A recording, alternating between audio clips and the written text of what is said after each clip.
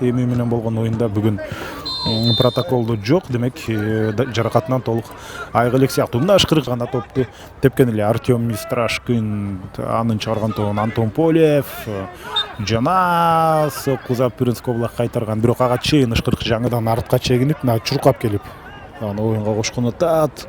Кандай алыска ыргытуу жана сокку. Караңыздарчы, кандай сонун. Негизинен өтө ары тараптуу, мына кызыктуу чабуулдарды уюштуруп атат. Жазбай оң бут менен жана гол, мына ошентип гол жаралды. Каптал калса эч кандай. Мына ушундай.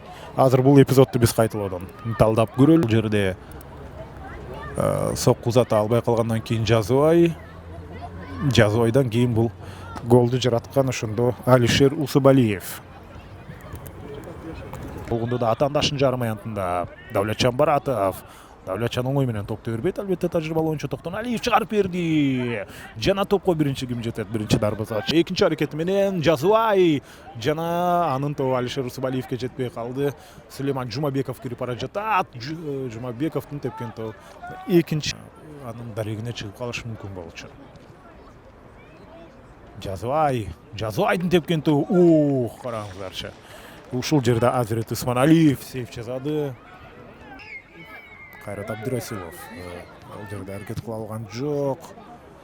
Антон Полев азыр сокко алыскы бурчка Пиренск тобу үчүн күрөшкөн эле.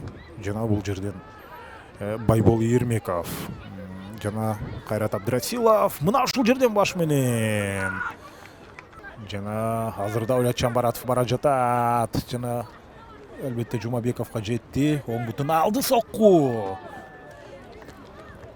1 минутта кошулду биринчи таймга. Алыскы бурчка топ бара жатат. Кирилл Процишин жана башы менен топту кайтарып кетти. Арлем Бексуловго дейм бул.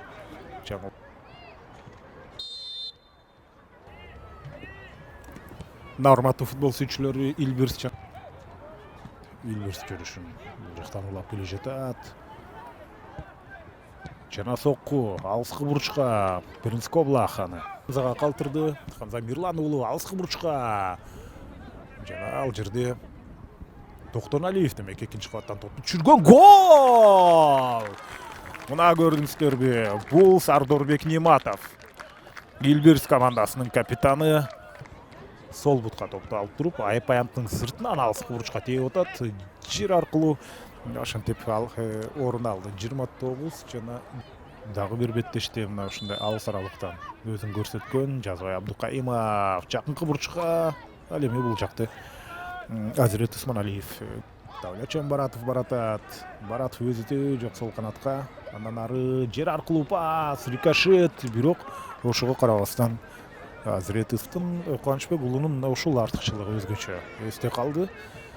Ал атаандашка чоң ката жана дарбазага сокку гол. Мынакей гол. Алмашууга чыккан Эльбирстин оюн.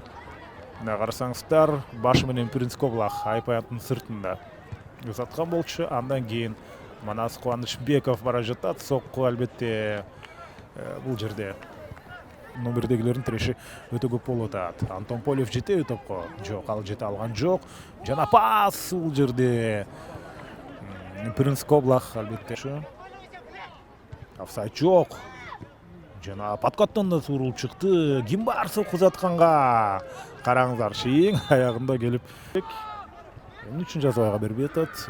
Өзү чыгарып берүүнү туура көрдү. Алыскы бурчка жана караңыздарчы, үстүн көтөрүшкө кирип турган учуру. Финалдык ышкырык. Мына ошентип беттеш соңуна чыкты. Урматтуу көрөрмандар.